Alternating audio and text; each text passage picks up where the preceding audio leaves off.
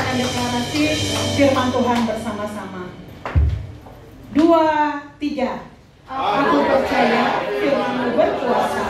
Aku percaya firman-Mu dapat merubah seluruh hidupku. Aku percaya firman-Mu adalah Tuhan sendiri.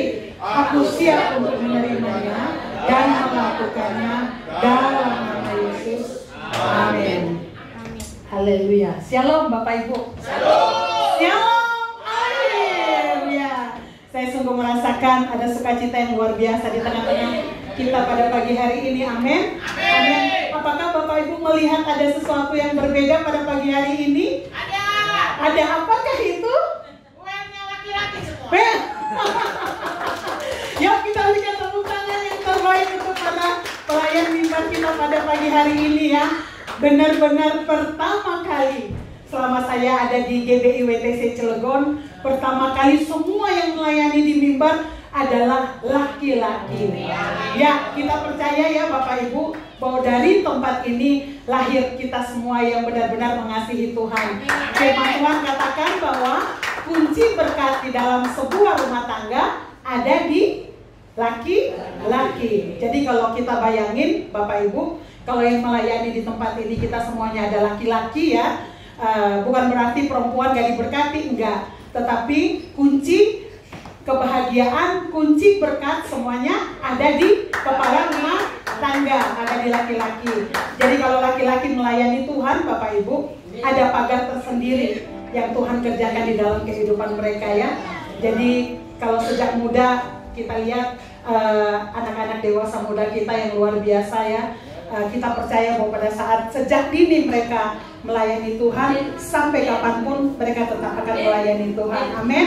Amin. Bapak Ibu, hari ini saya tetap akan membawakan kebenaran firman Tuhan. Itu dari Bapak Gembala. Masih ada di dalam tema besarnya itu Great Harvest Bapak Ibu. Tema pada pagi hari ini kita akan berbicara tentang Injil Kerajaan. Tapi sebelum saya sampaikan tentang kebenaran pada hari ini Bapak Ibu, ada relate atau hubungan dengan firman Tuhan yang saya sampaikan pada bulan kemarin. Bulan kemarin dikatakan bahwa kita semua adalah apa? Anak-anak kerajaan, anak-anak kerajaan Allah. Jadi anak-anak kerajaan itu Bapak Ibu pada saat Tuhan Yesus 40 hari sebelum naik ke surga, berkali-kali Tuhan mengajarkan tentang apa? Kerajaan Allah. Kita kalau bicara tentang kerajaan Allah, berarti kita bicara tentang kebenaran, damai sejahtera, dan sukacita oleh Roh Kudus ya. Bapak Ibu, bulan kemarin juga kita diingatkan bahwa kita hadir di tengah-tengah dunia ini untuk kita menghadirkan kerajaan Allah. Karena kewarganegaraan kita ada dua ya Bapak Ibu. Yang pertama kita sebagai warga negara Indonesia. Yang kedua, kita adalah warga kerajaan surga. Jadi pada saat kita hadir di tengah-tengah dunia ini, Tuhan mau untuk kita menghadirkan surga dimanapun kita ditempatkannya, Bapak Ibu. Kita percaya bahwa panggilan kita sebagai anak-anak Tuhan itu, waktu saya merenungkan kebenaran firman Tuhan ada dua ya Bapak Ibu, Tuhan ingatkan. Yang pertama, kita adalah garam dunia. Bapak Ibu kalau bicara tentang garam dunia, Bapak Ibu, dia punya kualitas, dia punya kapasitas yang begitu luar biasa ya. Kita ambil satu contoh aja, misalnya ikan yang busuk bisa jadi ikan asin yang sangat enak. Garam itu bisa merubah sesuatu yang begitu buruk menjadi sesuatu yang sangat baik yang bisa dipergunakan. Garam itu bisa membuat yang harusnya dibuang, tetapi bisa bermanfaat. Bapak Ibu, kita harus sadar kehadiran kita di tengah-tengah dunia ini harus seperti garam. Istilahnya dengan kehadiran kita harus ada terjadi perubahan yang mendatangkan kemuliaan Allah, membawa perubahan yang positif, membuat hal-hal yang istilahnya berguna untuk orang-orang yang ada di sekeliling kita. Kalau bicara tentang garam, Bapak Ibu, itu ada di dalam hidup kita. Tapi bagaimana kita mempresentasikan di dalam kehidupan kita, itu berbalik lagi bergantung dari keputusan-keputusan kita, ya Bapak Ibu ya. Terus yang kedua, itu kita diingatkan bahwa kita adalah terang dunia. Bapak Ibu, terang dunia kayak kita misalnya ini kita matikan semua lampu ya Bapak Ibu, gelap gulita ya. Pada saat terang sedikit aja Bapak Ibu, itu pasti suasana di tempat ini pasti akan berubah. Kalau tadi istilahnya garam itu merubah ya Bapak Ibu ya. Kalau terang itu artinya kehadiran kita itu harus menghadirkan kebenaran Allah di dalam hidup kita Bapak Ibu. Jadi yang gelap-gelap misalnya pada saat kita hadir, itu berarti kita harus menyatakan kebenaran. Standar kita adalah standar kebenaran firman Tuhan.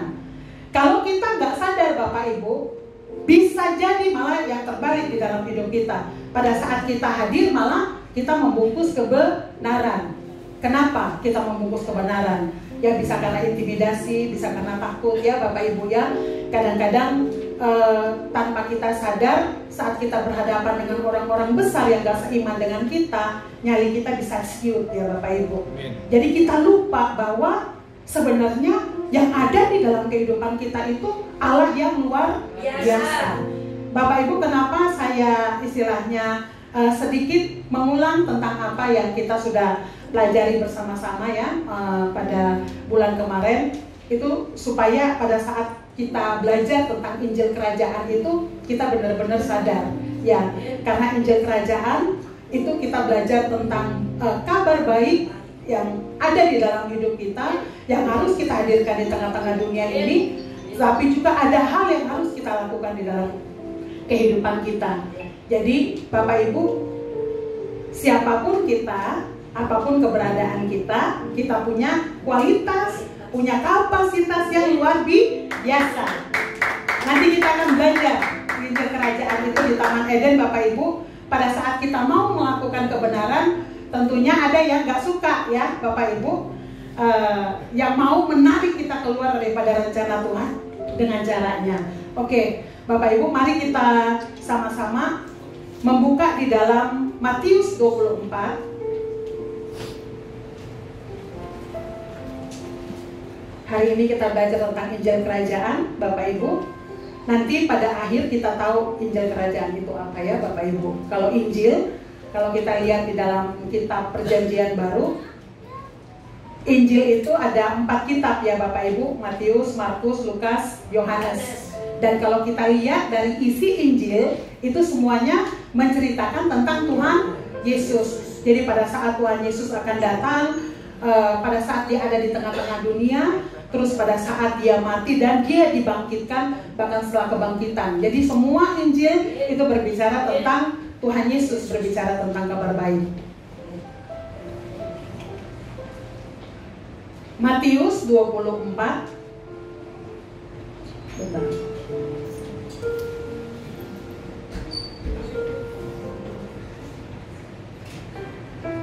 Matius 24 ayat 14.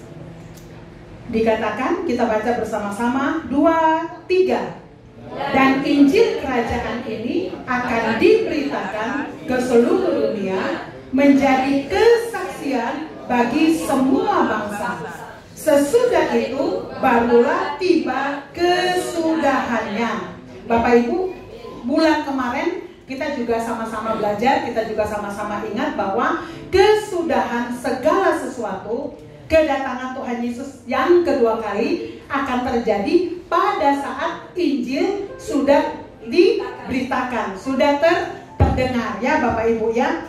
Nah, Matius 24 ayat 14 dikatakan bahwa apabila kita memberitakan Injil Kerajaan, maka akan menjadi kesaksian.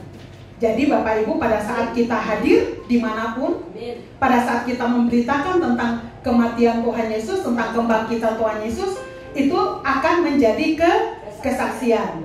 Nah Bapak Ibu, kalau bicara tentang Injil, Kalau bicara tentang Injil Bapak Ibu itu ada full gospel ya Bapak Ibu. Di dalam kekristenan itu kita kenal full gospel atau Injil sepenuh Bapak Ibu.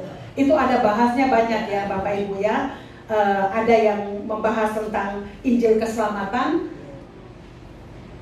Injil keselamatan Bapak Ibu di dalam Roma 10 ayat 8-10. Di situ dikatakan bahwa barang siapa yang mengaku dengan mulutnya dan percaya, dia akan diselamatkan. Nah, ada Injil juga Bapak Ibu tentang kesembuhan, terus tentang Roh Kudus, tentang kedatangan Tuhan yang kedua kali ya Bapak Ibu ya.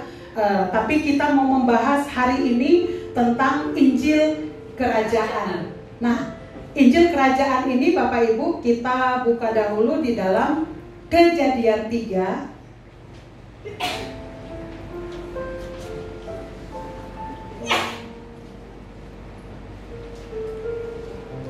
ayat 14 sampai dengan ayat 19. Bapak Ibu kita akan baca bersama-sama ayat ini secara bergantian. Saya ayat genapnya dan Bapak Ibu membacakan ayat ganjil ya. Semua yang sudah dapat katakan amin. Amin. Coba lihat kiri kanan, berikan senyum yang manis pagi-pagi ya. Ya. Oke. Saya baca ayat 14-nya. Lalu berfirmanlah Tuhan Allah kepada ular itu, karena engkau berbuat demikian, terkutuklah engkau di antara segala ternak dan di antara segala binatang hutan. Dengan perutmu lah engkau akan menjalar, dan debu tanahlah akan kau makan seumur hidupmu.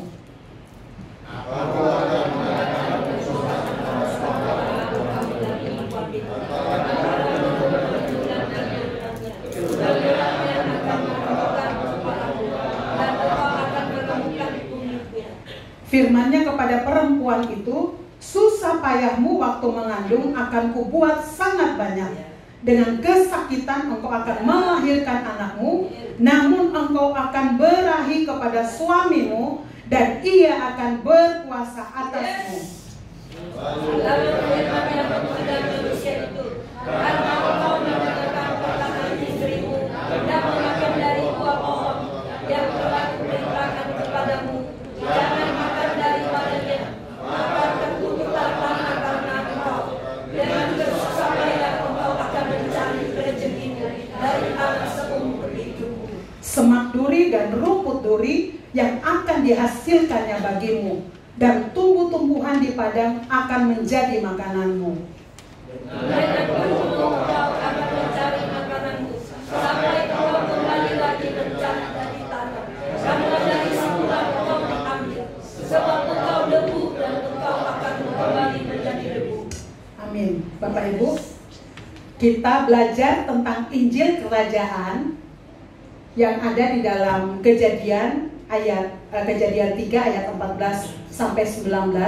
Di dalam ayat yang tadi kita udah baca ada 3 oknum yang berdosa. Yang pertama siapa Bapak Ibu? Ular. Yang kedua Adam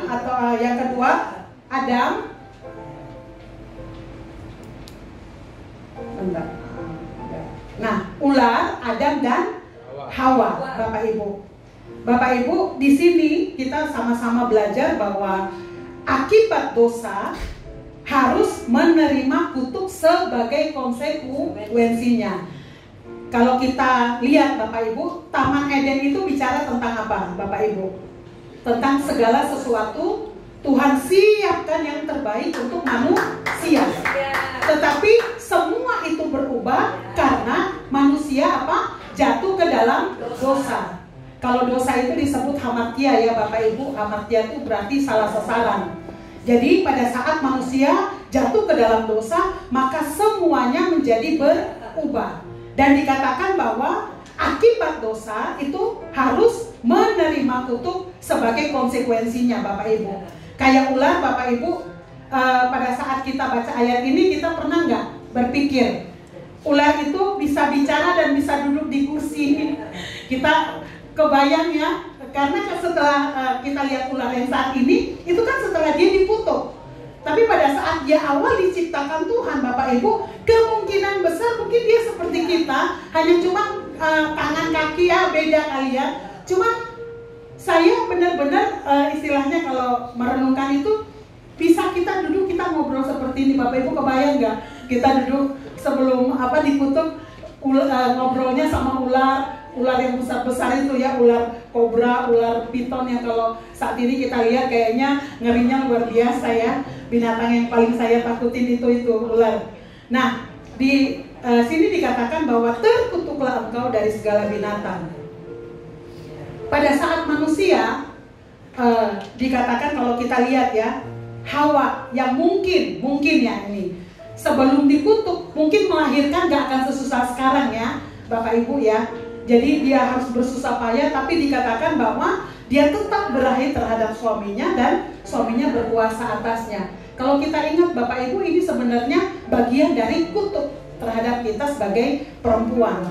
Dan yang ketiga kita lihat untuk Adam, Bapak Ibu, kutuk untuk Adam itu, kalau mungkin pertama di Taman Eden itu dia nggak ngapa-ngapain karena semuanya udah tersedia.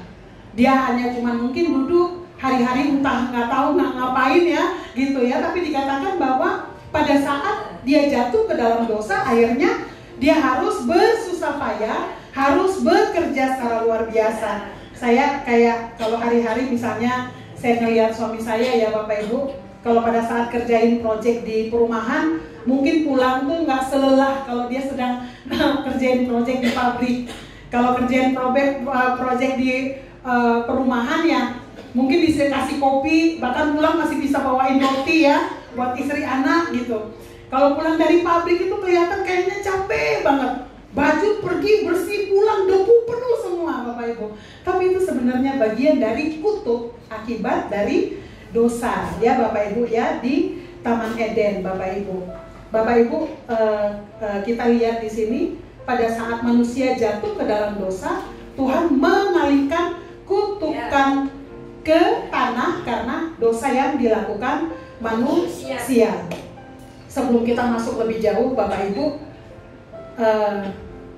kita harus ingat bahwa pada saat kita tetap mau hidup di dalam apa yang Tuhan inginkan kita kerjakan, selalu ada apa tadi?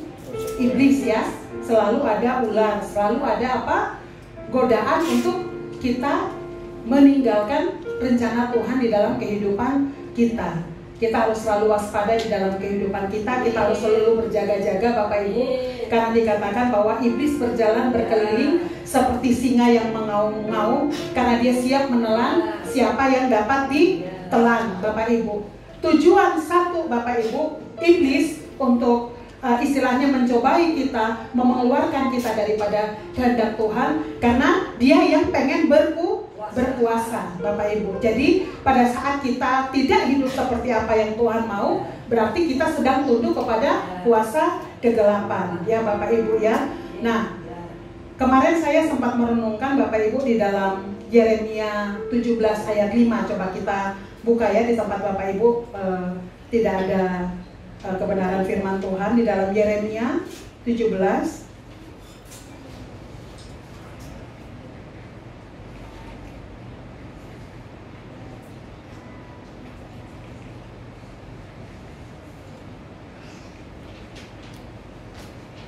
Yeremia 17 ayat 5 dikatakan seperti ini. Beginilah firman Tuhan, terkutuklah orang yang mengandalkan manusia, yang mengandalkan kekuatannya sendiri, dan yang hatinya menjauh daripada Tuhan. Ia akan seperti semak bulus di padang belantara. Ia tidak akan mengalami datangnya keadaan baik. Ia akan tinggal di tanah angus di padang gurun, di negeri padang asin yang tidak berpenduduk.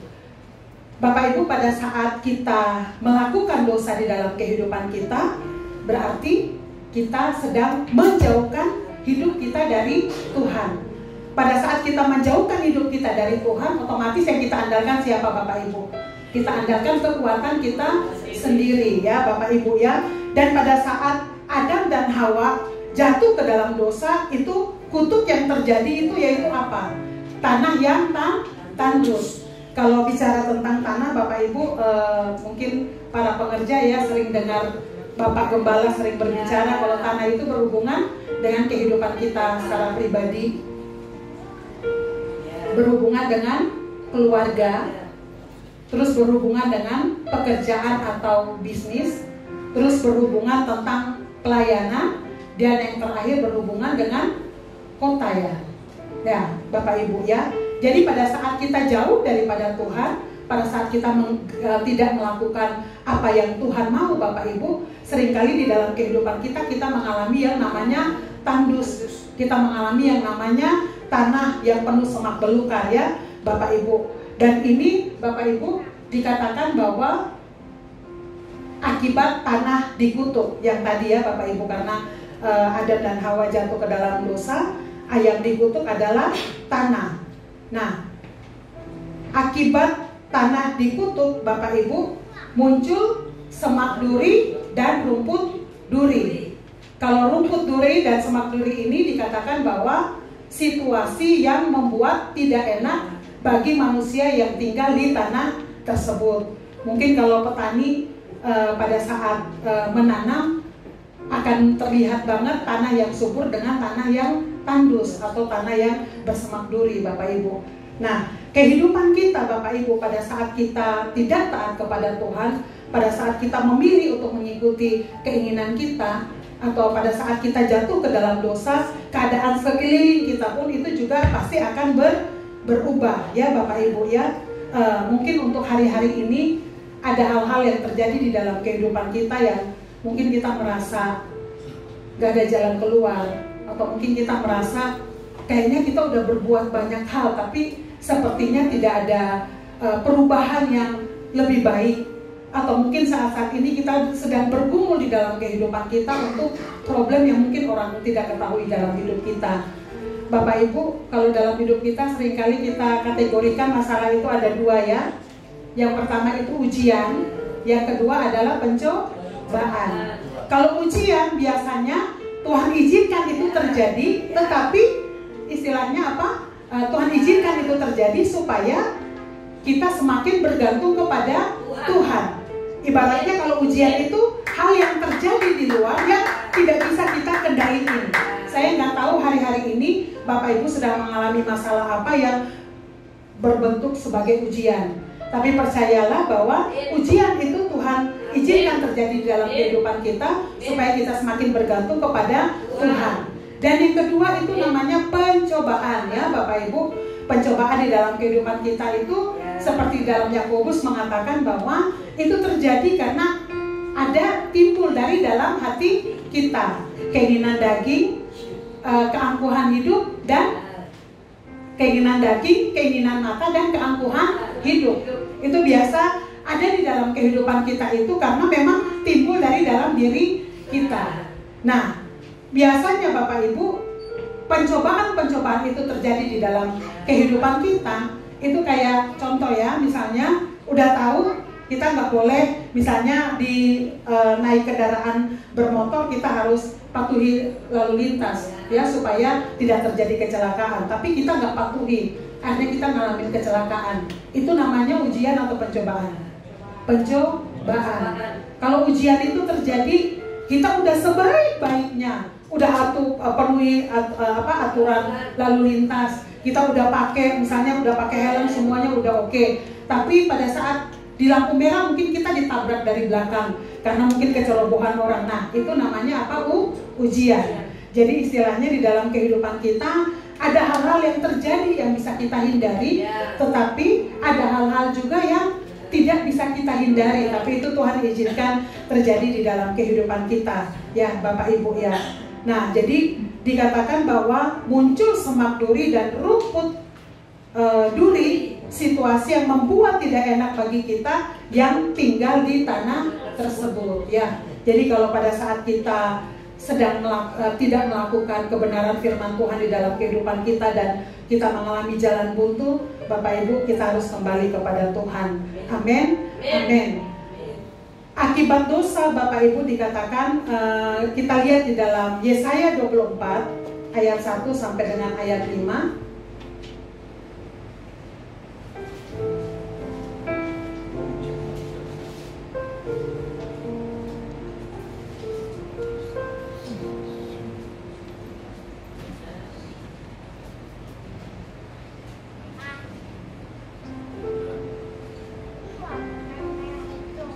Yesaya 24 ayat 1 sampai dengan ayat 5. Kita baca bersama-sama ya Bapak Ibu. 1, 2, 3.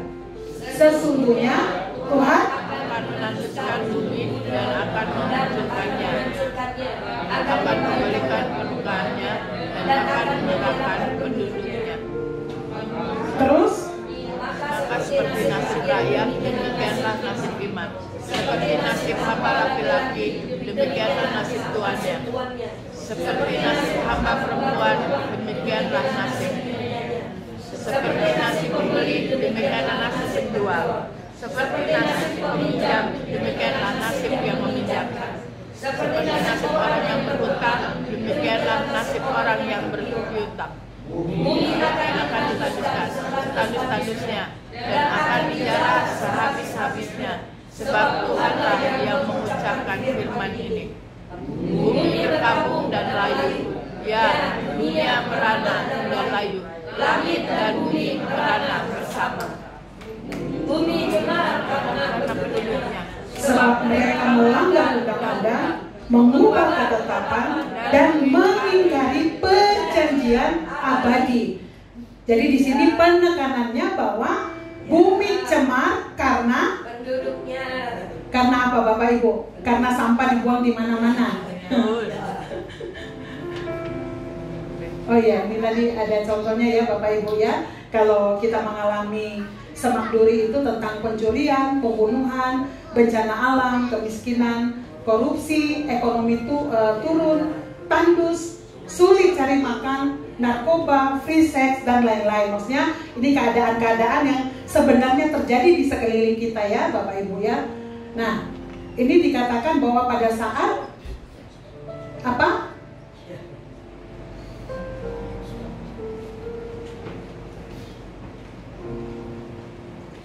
Pada saat kejatuhan manusia ke dalam dosa, tidak hanya mempengaruhi kemanusiaannya Bapak Ibu, tetapi juga memecahkan seluruh tatanan ciptaan. Jadi tanah itu dikutuk, jadi keharmonisan telah rusak ya Bapak Ibu. Jadi pada saat tanah itu dikutuk, semuanya menjadi rusak. Jadi artinya kejatuhan manusia ke dalam dosa memiliki dampak yang luas Bapak Ibu ya. Tidak hanya pada manusia itu sendiri, tetapi juga pada alam semesta dan ciptaan lainnya. Ya, jadi kutukan pada tanah dapat diartikan sebagai dampak negatif pada lingkungan dan alam, sementara keharmonisan yang rusak dapat diartikan sebagai gangguan pada keseimbangan dan harmoni alam semesta. Jadi ini akibat dari kutuk ya Bapak Ibu ya. Nah, kalau kita belajar tentang Injil Kerajaan Bapak Ibu, poin pertama yang harus kita sadari dalam kehidupan kita bahwa setiap dosa itu ada konsekuensi. Dan dosa itu selalu menjauhkan kita dari Tuhan. Ya Bapak Ibu, pada saat dosa menjauhkan kita dari Tuhan, otomatis yang kita andalkan adalah kekuatan kita, bukan kekuatan Tuhan. Dan pada saat kita mengandalkan kekuatan kita, di dalam Yeremia 17 tadi mengatakan bahwa tandus, semak duri itu yang akan terjadi di dalam kehidupan kita. Kalau kita sebagai anak-anak Tuhan, kalau kita lupa kapasitas kita lupa apa yang Tuhan taruh di dalam kehidupan kita, kalau kita lupa mengapa Tuhan selamatkan kita yang melakukan hal-hal yang mencemari bumi Bapak Ibu ya. Jadi dikatakan dalam Yesaya 24 ayat 1 sampai 5, bumi cemar karena penduduknya. Artinya bumi cemar itu karena manusia. Kenapa Bapak Ibu bumi cemar? Dikatakan yang pertama, mereka melanggar undang-undang.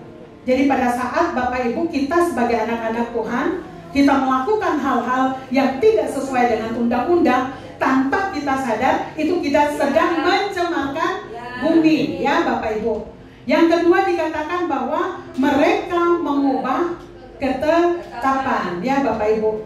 Kalau kemarin yang pada saat politik sedang bergejolak ya Bapak Ibu ya, kita lihat banyak hal yang terjadi yang kalau dipikir secara nalar kok bisa ya seperti itu? Tapi itu memang terjadi di tengah-tengah bangsa kita ya, dalam bangsa Indonesia.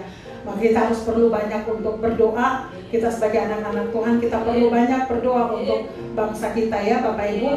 Terus yang ketiga dikatakan mereka mengingkari perjanjian Bapak Ibu ya, mengingkari perjanjian. Dan dikatakan tanah kita tandus. Tadi kan tanah itu ada pribadi, ada keluarga.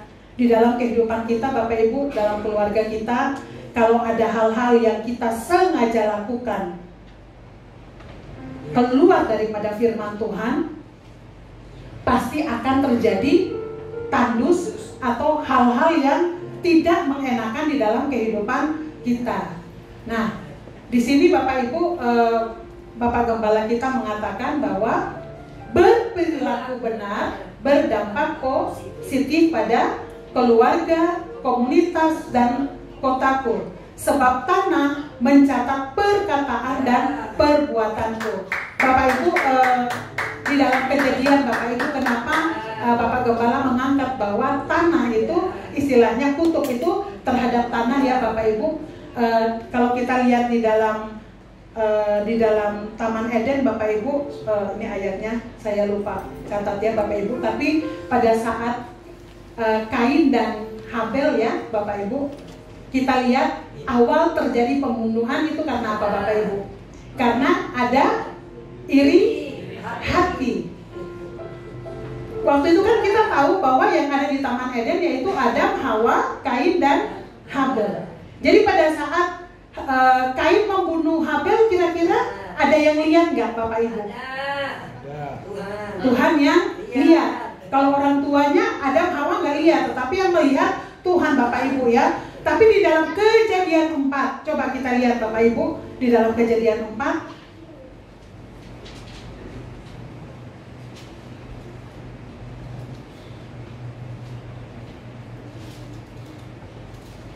Dalam Kejadian 4 ayat 3, saya baca ya Bapak Ibu. Firman Tuhan kepada Kain, "Di mana Habel adikmu itu?" Jawabnya, "Aku tidak tahu.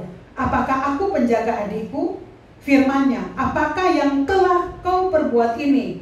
Darah adikmu itu berteriak kepadaku dari tanah."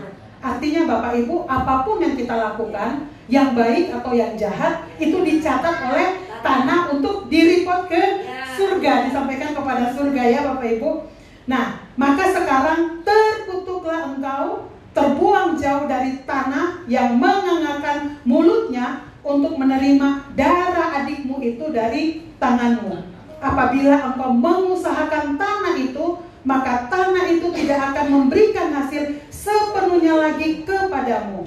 Engkau menjadi seorang pelarian dan pengembara di bumi ya Bapak Ibu. Jadi pada saat dikatakan di dalam ayat ke-10, darah adikmu itu berteriak kepadaku dari tanah. Jadi tanah yang menyampaikan kepada Tuhan bahwa Habel membunuh Kain. Dan kita lihat pada saat Habel membunuh Kain Bapak Ibu, yang terjadi juga untuk Kain adalah kutuk.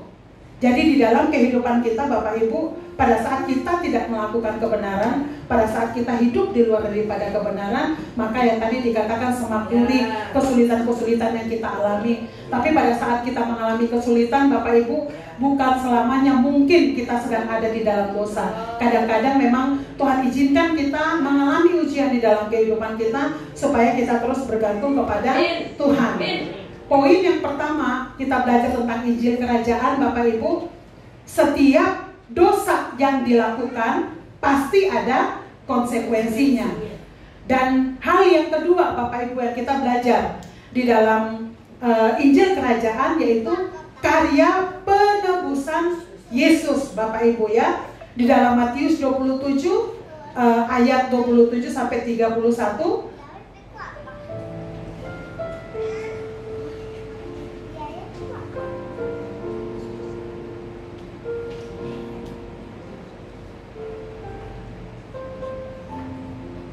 Matius. Nah, kita baca bersama-sama ya Bapak Ibu. 2, 3. Kemudian serdadu-serdadu wali negeri membawa Yesus ke gedung pengadilan, lalu memanggil seluruh pasukan berkumpul sekeliling Yesus. Mereka menanggalkan pakaiannya dan mengenakan jubah ungu kepadanya. Mereka menganyam sebuah mahkota duri dan menaruhnya di atas kepalanya, lalu memberikan dia sebatang bulu di tangan kanannya. Kemudian mereka berlutut di hadapannya dan mengolok-olokkan dia, katanya, "Salam hai Raja orang Yahudi." Bapak Ibu, jadi tadi kita lihat bahwa mereka menganyam mahkota duri. Nah, pada saat mereka menganyam mahkota duri dan dipakaikan Bapak Ibu di atas kepala Tuhan Yesus, di situ menggambarkan bahwa Tuhan Yesus tidak hanya menebus dosa kita, tetapi semua konsekuensi dosa pun Tuhan tebus ya Bapak Ibu ya. Jadi hal yang kedua Bapak Ibu yang kita belajar dalam Injil Kerajaan, bahwa karya penebusan Yesus itu, Tuhan Yesus menebus dosa manusia supaya kita masuk ke surga. Tapi yang poin yang kedua dikatakan bahwa Tuhan Yesus menebus tanah akibat konsekuensi dosa manusia supaya hidup kita juga baik di bumi ya Bapak Ibu ya. Nah, terus kalau kita lihat di sini tentang Injil Kerajaan Bapak Ibu, yang pertama yang harus kita sadar di dalam kehidupan kita, Injil Kerajaan itu memberitahukan bahwa Yesus menebus tanah, kota atau bangsa yang menjadi konsekuensi dosa. Dan hal yang kedua tentang Injil Kerajaan itu memberitahukan bahwa Yesus adalah Raja bagi kota dan bangsa, sehingga suasana surga terjadi di bumi ya Bapak Ibu. Jadi Tuhan Yesus tebus kehidupan kita, Tuhan Yesus, jadi dimanapun kita berada, kita bisa mengalami suasana surga terjadi di bumi. Tetapi yang pasti, pada saat kapan Bapak Ibu? Pada saat kita melakukan kebenaran, pada saat kita hidup sesuai dengan yang Tuhan inginkan di dalam kehidupan kita. Nah, sebagai anak-anak Tuhan Bapak Ibu, pada saat kita tahu tentang Injil Kerajaan, kira-kira apa yang harus kita lakukan di dalam kehidupan kita? Poin yang kedua, Injil Kerajaan memberitahukan bahwa Yesus adalah Raja bagi kota dan bangsa, sehingga suasana surga terjadi di bumi. Apa yang harus kita lakukan di dalam kehidupan kita Bapak Ibu?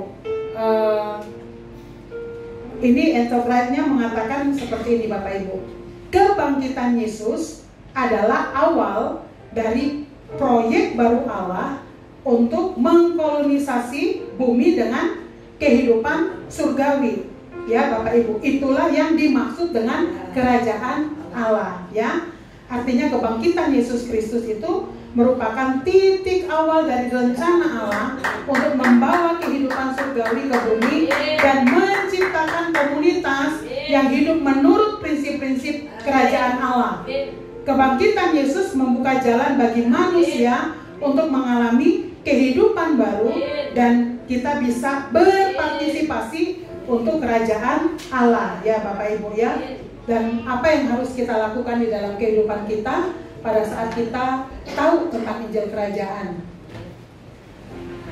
Yang pertama Bapak Ibu, kita harus mendeklarasikan bahwa Yesus menebus dosa dan konsekuensi dosa, menyembuhkan dan mencabut turi dari tanah di kota dan bangsa kita ya. Itu kita harus deklarasikan, kita harus yakin, kita harus percaya di dalam kehidupan kita. Jadi pada saat kita, tadi saya katakan di awal bahwa sebagai garam dan terang dunia di dalam kehidupan kita, pada saat kita hadir Bapak Ibu, kita harus sadar bahwa kebangkitan Tuhan memberikan kepada kita kemenangan. Jadi apapun keadaan di sekeliling kita, kita punya potensi untuk membawa perubahan ke arah yang lebih baik. Dengan kehadiran kita, kita bisa menghadirkan kebenaran Allah. Kita bisa menghadirkan suasana surgawi. Itu kita harus yakin di dalam kehidupan kita ya Bapak Ibu. Dan yang kedua dikatakan kita harus lakukan keluar, untuk mencabut duri. Artinya Bapak Ibu, untuk kita bisa menghadirkan kerajaan Allah, kita tidak bisa hanya sekedar berdiam diri ya Bapak Ibu, tetapi ada hal yang harus kita lakukan di dalam kehidupan kita ya. Kira-kira kalau untuk kita bisa memberkati orang-orang di sekeliling kita, kayak yang kita sering pelajari Bapak Ibu tentang great harvest itu, benih yang kecil, biji sesawi yang kecil itu bisa menjadi pohon yang besar. Artinya Bapak Ibu, hal-hal kecil yang bisa kita lakukan karena Tuhan itu bisa membawa dampak yang sangat besar untuk orang-orang yang ada di sekeliling kita. Pada saat kita hadir Bapak Ibu di tengah-tengah dunia ini, Bapak Ibu, pada saat kita dimanapun Tuhan tempatkan kita, pada saat kita sadar bahwa Tuhan memilih kita itu sejak kita masih ada di dalam kandungan, dan Tuhan menyelamatkan kita, Tuhan memberikan kita kepada kita kuasa untuk menjadi anak-anak Allah. Tuhan menaruh roh yang besar, lebih besar daripada roh yang ada di dunia ini, memungkinkan kita untuk melakukan atau menjadi berkat untuk orang-orang di sekeliling kita. Itu yang artinya kita mencabut duri ya Bapak Ibu ya. Nah, di sini dikatakan bahwa kerajaan Allah tidak datang melalui peristiwa-peristiwa spektakuler ya Bapak Ibu ya. Jadi kerajaan Allah itu nggak hadir hanya pada saat ada KKR kesembuhan, bukan pada saat kita melihat orang mati dibangkitkan atau orang lumpuh misalnya harus berjalan ya Bapak Ibu. Tapi dikatakan bahwa melalui tindakan-tindakan ketaatan yang biasa ya. Sekali lagi saya katakan bahwa kerajaan Allah tidak datang melalui peristiwa-peristiwa spektakuler, tetapi melalui tindakan-tindakan ketaatan yang biasa. Artinya apa Bapak Ibu? Kerajaan Allah tidak hanya diwujudkan melalui peristiwa besar atau mujizat, tetapi juga melalui tindakan-tindakan sehari-hari yang dilakukan karena ketaatan dan iman. Tindakan-tindakan kecil dan biasa dapat memiliki dampak yang besar dalam membangun kerajaan Allah di bumi. Ya Bapak Ibu, hari ini kita pelajari Bapak Ibu tentang Injil Kerajaan. Yang pertama kita diingatkan bahwa setiap perbuatan dosa ada konsekuensi. Poin yang kedua yang kita belajar bersama-sama bahwa Tuhan Yesus mati dan bangkit pada hari yang ketiga telah menebus dosa kita dan konsekuensi akan dosa. Kita bisa hidup, bisa jauh menjadi lebih baik. Kita bisa berdampak untuk sekeliling kita karena sebenarnya Tuhan Yesus memberikan kuasa itu di dalam kehidupan kita. Dan poin yang ketiga dikatakan bahwa kita sebagai warga kerajaan, kita harus melakukan yang pertama deklarasi kehadiran kita. Semua dunia, semua orang di sekeliling kita harus tahu bahwa keselamatan itu cuma ada di dalam Tuhan Yesus. Dan yang kedua, orang harus tahu bahwa Tuhan Yesus menebus dosa dan konsekuensi dosa. Dan yang poin yang berikutnya, kita harus belajar untuk lakukan hal-hal kecil di dalam kehidupan kita yang membawa perubahan untuk orang-orang di sekeliling kita. Bapak Ibu, pada saat kita melakukan hal-hal yang kecil yang mungkin kita anggap biasa ya Bapak Ibu, tetapi mungkin itu bisa menjadi jawaban untuk orang. Saya ingat Bapak Ibu, hal kecil itu kita bisa lakukan seperti apa?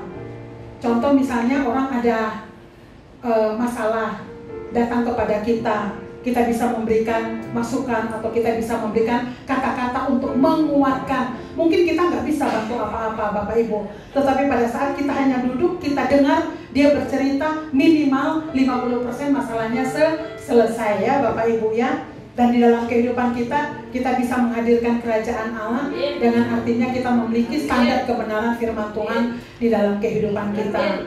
Pada saat kita hidup, kita taat kepada Tuhan Bapak Ibu, kita tidak tahu hal-hal yang mungkin tanpa sadar yang kita lakukan itu membawa orang untuk rindu mengenal Tuhan secara pribadi di dalam kehidupan kita. Dan itu yang Yesus inginkan untuk terjadi dalam kehidupan kita. Amin. Amin. Saya undang untuk kita semua bangkit berdiri.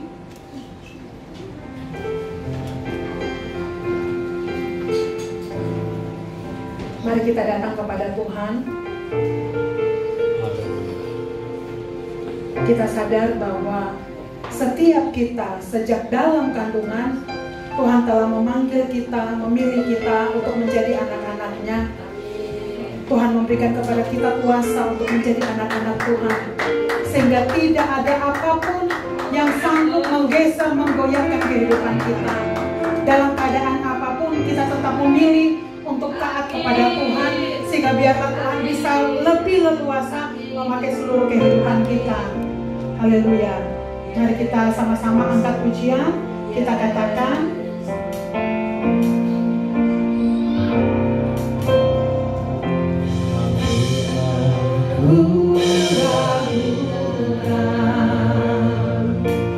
kasih setiamu ya Tuhan, setiap waktu dalam hidupku, tak pernah kau tinggalkan.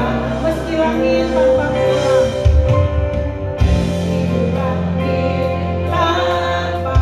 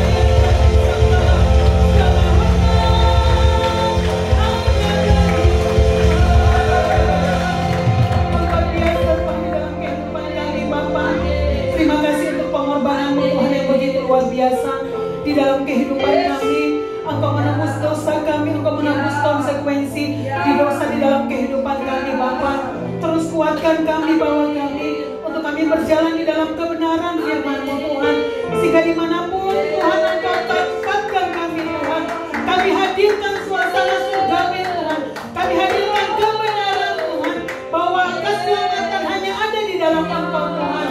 Biarlah di dalam kehidupan kami, apapun keberadaan kami belajar Tuhan setia melakukan kebenaran, ketaatan Tuhan di dalam kehidupan kami, sehingga di dalam ketaatan yang kami lakukan Tuhan, nama-Mu dipuji dan dipermuliakan Tuhan.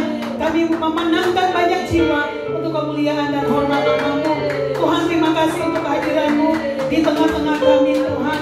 Biarlah kebenaran firman-Mu Tuhan, Injil kerajaan-Mu benar-benar boleh menjadi bagian di dalam kehidupan setiap kami Tuhan.